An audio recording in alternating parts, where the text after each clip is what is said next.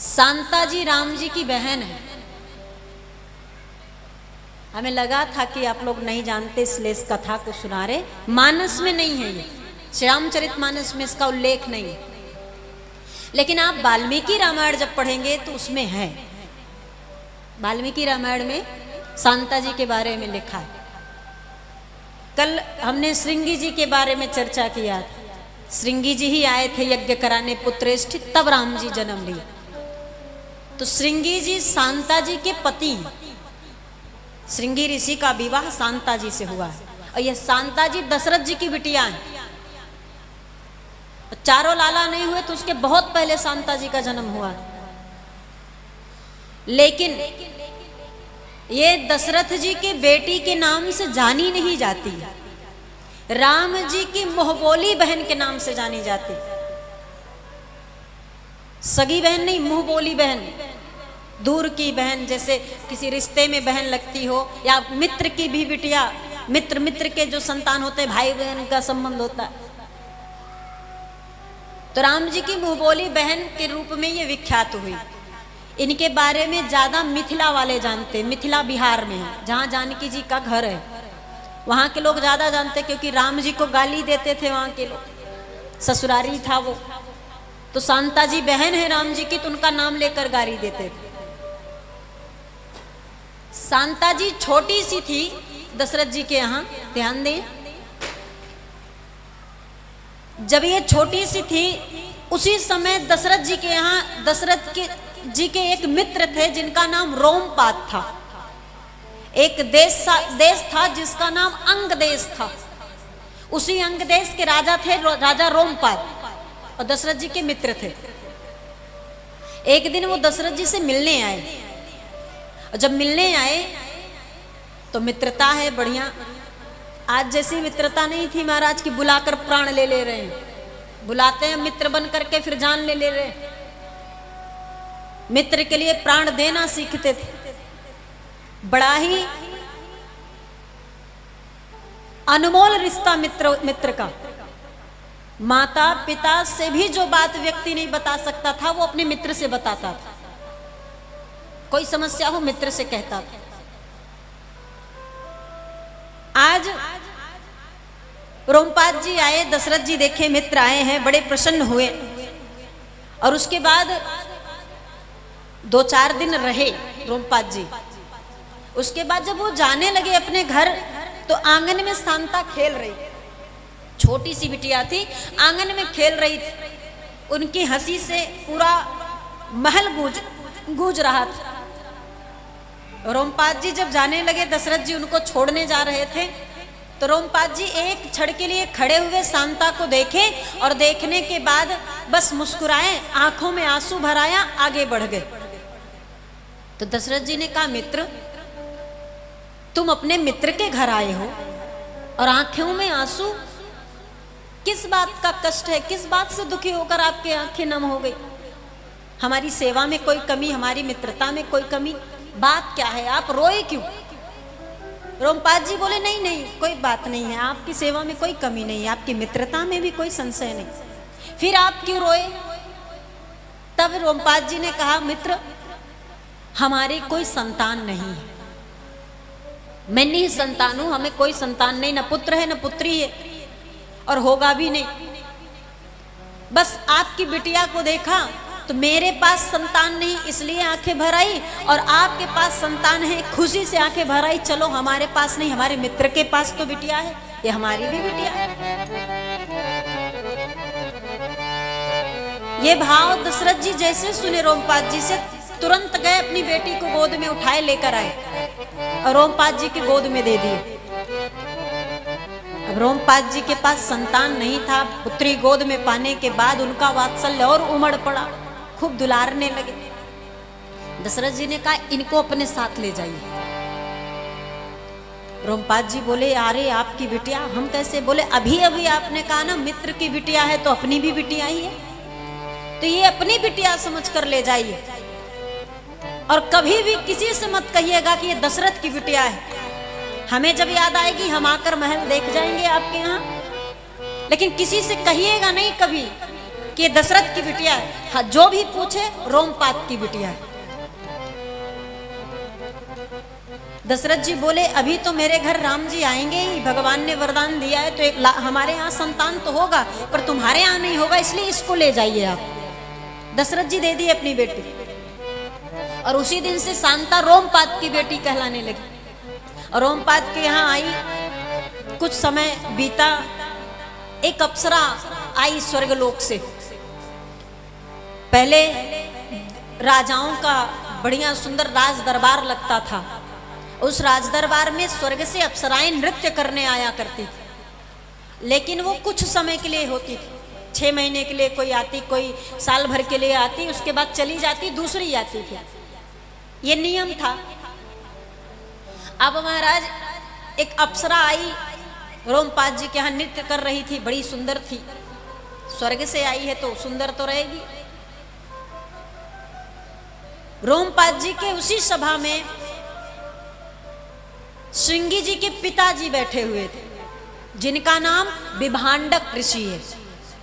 श्रृंगी जी विभांडक जी के पुत्र हैं। कश्यप के पुत्र विभांडक, विभांडक के पुत्र श्रृंगी। विभांडक जी को वो अप्सरा पसंद आ गई, और विभांडक जी को और उस अप्सरा को एक दूसरे से प्रेम हो गया। और प्रेम के बाद विवाह किए और श्रृंगी जन्म लिए। लेकिन अप्सरा इस बात को भूल गई कि हमको तो लौट कर फिर से जाना है, क्योंकि अप्सराएं कुछ ही दिन के लिए आती थी। अब इनका समय पूरा हो गया, इनको स्वर्ग लौट कर जाना था। अब महाराज अप्सरा विचार करने लगी कि 2 दिन बाद हमको जाना है। एकदम छोटा सा बच्चा, महीने भर का, इस बच्चे को भी छोड़ना पड़ेगा, और विभांडक जी को, पति को भी छोड़ना पड़ेगा। और ये बात किसी से कह भी नहीं पा रही है, कष्ट है, दुख है।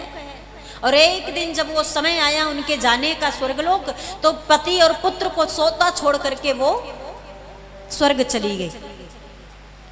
सुबह हुआ, श्रृंगी जी रो रहे थे, छोटे से महीने भर का बच्चा है। तो चारों तरफ विभांडक जी ढूंढने लगे कि कहाँ चली गई सुबह सुबह। दिन भर बच्चे को गोद में लेकर खोजते रहे, पर वो अप्सरा दिखी नहीं। होगी तब दिखेगी। और जब राज दरबार पहुंचे तो राज दरबार में देखे दूसरी अप्सरा नाच रही थी। विभांडक जी समझ गए कि वो जो थी वो चली गई, तभी दूसरी आई। विभांडक जी अपने संतान को भूख प्यास से पीड़ित देखे, 1 महीने का बच्चा रोता चिल्लाता पिता की गोद में, उनको क्रोध आ गया।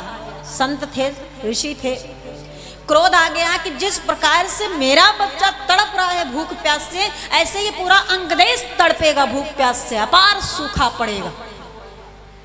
ये श्राप दे करके विभांडक श्रृंगी को गोद में लिए और वन में चले गए, अंगदेश छोड़ दिए। वन में गए और ऐसी जगह पर गए महाराज की जहां पर किसी का आना जाना नहीं था। वहीं पर श्रृंगी का पालन पोषण करने लगे। इस संसार के बारे में श्रृंगी को कुछ बताए ही नहीं कि दुनिया क्या है, पुरुष स्त्री क्या होता है, ये भी श्रृंगी नहीं जानते। सबसे परे रखा उन्होंने, सिर्फ भगवान की भक्ति करना सिखाया विभांडक जी श्रृंगी को, कि मैं संसारिक जीवन में प्रवेश किया तो मेरे साथ इतना गलत हुआ, वो चली गई छोड़कर, कितना कष्ट हुआ, छोटा सा बच्चा मेरा छोड़कर चली गई। मैं अपने बच्चे को उस संसार में जाने ही नहीं दूंगा जिस संसार में इतनी पीड़ा मिलती है। इसलिए श्रृंगी को कभी भी कुछ भी नहीं बताया इस दुनिया के बारे में। श्रृंगी सिर्फ कुटिया जानते थे। कुटिया के चारों तरफ जीव जंतु हैं, वृक्ष हैं, वहां तक ही उनका जीवन सीमित था। उसके आगे वो दुनिया के बारे में कुछ नहीं जानते, कुछ भी नहीं बताया विभांडक जी ने। और संत ने श्राप दिया था, श्राप धीरे धीरे करके लगने लगा। अंगदेश में सूखा पड़ा, भयंकर सूखा पड़ा, धरती तिल तिल कर फटने लगी, लोग भूख प्यास से पीड़ित होकर के मरने लगे।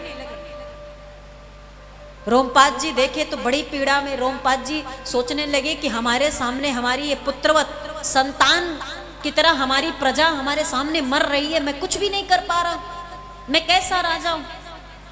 अपने गुरुजी के पास गए, गुरुजी से बोले गुरुजी कोई उपाय होगा, हमारी प्रजा को बचा लीजिए, अन्यथा हमें ही मृत्यु दे दीजिए, अपने सामने हम मरते नहीं देख सकते।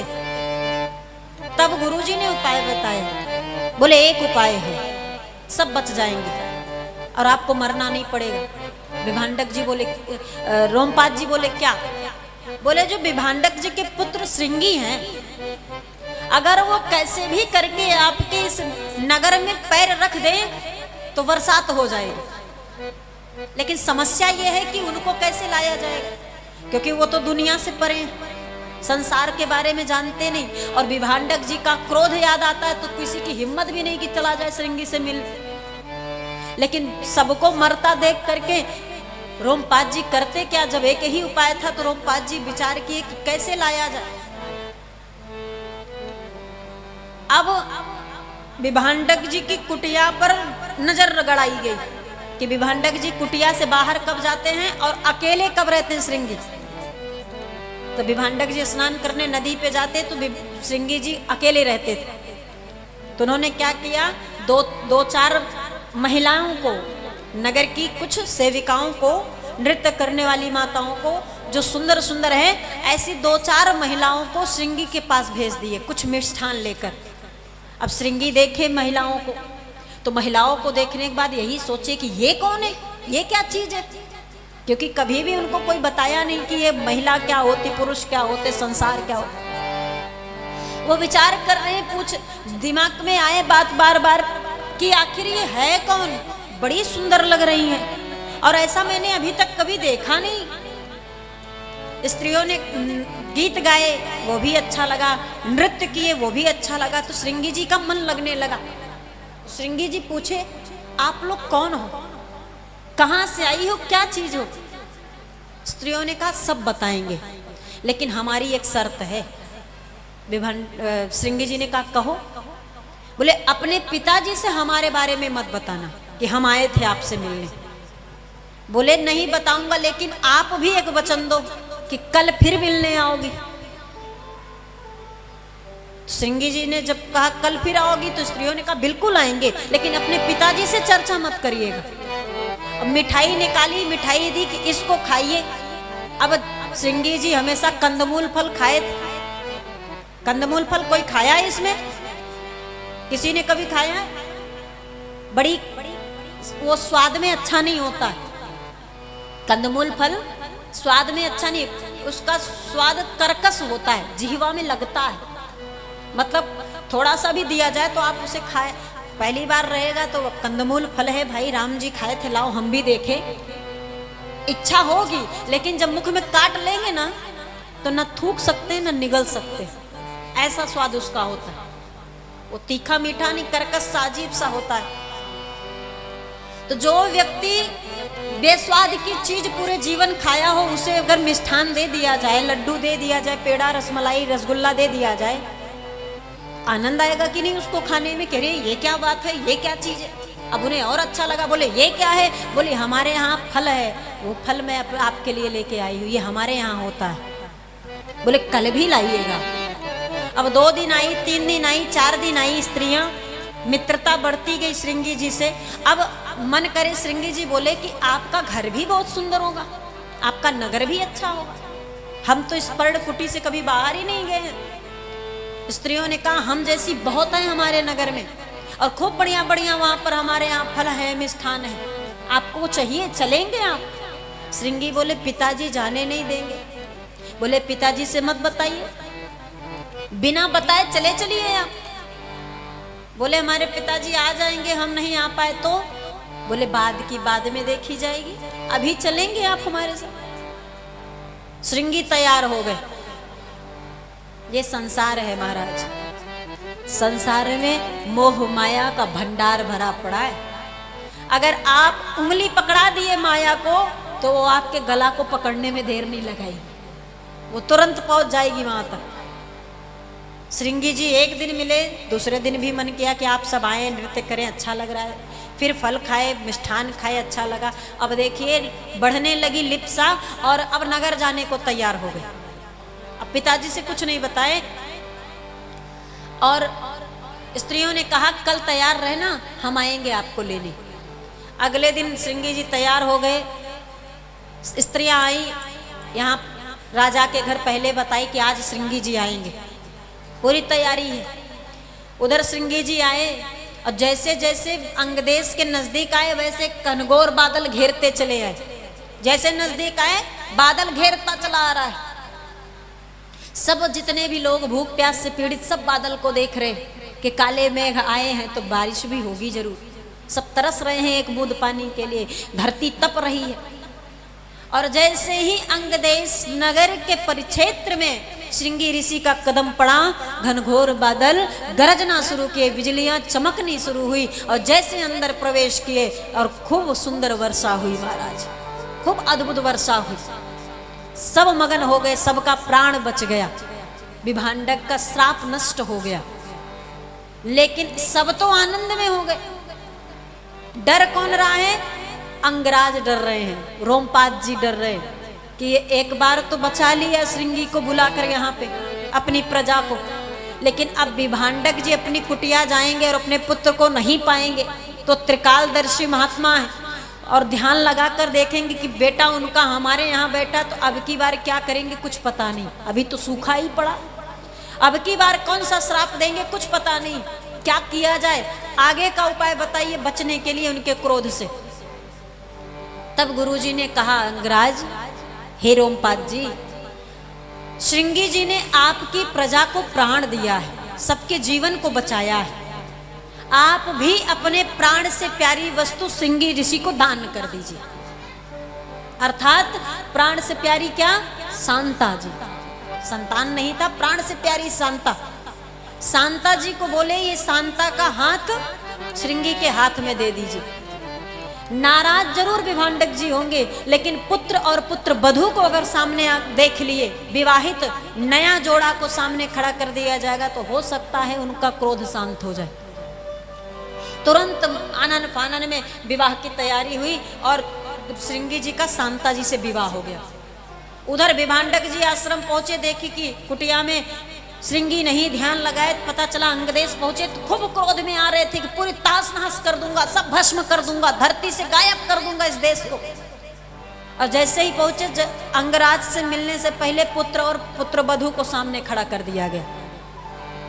बेटा और बहू को सामने खड़ा किया गया, प्रणाम करो तुम्हारे पिताजी आ गए।